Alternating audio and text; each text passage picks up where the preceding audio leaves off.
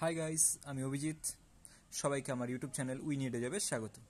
চলো, এই মুহূর্তে আমি একটি গুরুত্বপূর্ণ প্রশ্ন নিয়ে তোমাদের সামনে হাজির হয়েছি। সেই প্রশ্নটি হচ্ছে, আমরা দেখতে পাচ্ছি এটা একটা শতকরা অঙ্ক, পার্সেন্টেজের অঙ্ক।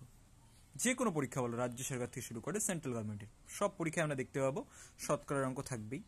তো সেই শতকরা অঙ্কগুলো আমরা কীভাবে করতে পারি সেটা আমি ট্রিক্সের সাহায্যে এখন বুঝাবো, যে ইজিলি কয়েক সেকেন্ডের মধ্যে আমরা অঙ্কের উত্তর কীভাবে বের করতে পারি শতকরার অঙ্কের, সেটা নিয়ে আমি বোঝাবো। দেখো, প্রথমে প্রশ্ন আমরা দেখি যে একটা আয়তাকার জমির দৈর্ঘ্য 20% এবং প্রস্থ 30% বৃদ্ধি করা হলো, তাহলে ক্ষেত্রফলের শতকরা পরিবর্তন কত হবে?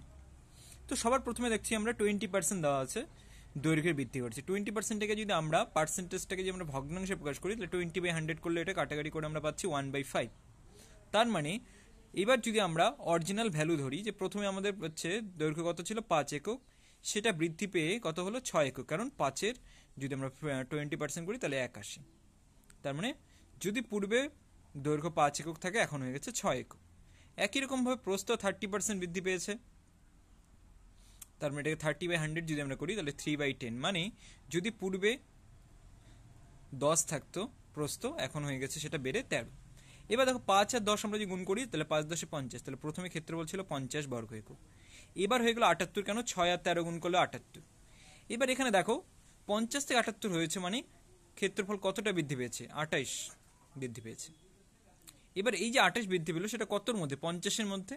100-তে কত বের করতে হবে, কারণ শতকরার অঙ্ক আমাদের 100-তে মানটা আনতে হবে। তাহলে কি করলাম আমরা? 28/50 × 100 করলাম, কারণ 50-এর মধ্যে 28, 100-তে কত? কাটাকাটি করলে দেখো কত আসছে, 28 আর 2 গুণ করে 56, তার মানে 56 হবে সঠিক উত্তর। তাহলে ট্রিকটা কেমন লাগলো সবাই অবশ্যই জানাবে কমেন্টে। আর এরকমই হচ্ছে ভিডিও পেতে হলে চ্যানেলটিকে অবশ্যই ফলো করে রাখবে। দেখা হচ্ছে পরবর্তী ভিডিওতে, ততক্ষণ সবাই ভালো থাকবে, সুস্থ থাকবে, টাটা।